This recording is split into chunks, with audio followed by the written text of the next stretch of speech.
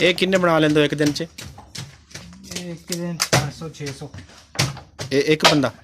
ਨਹੀਂ, 2 ਬੰਦੇ। ਅੱਛਾ।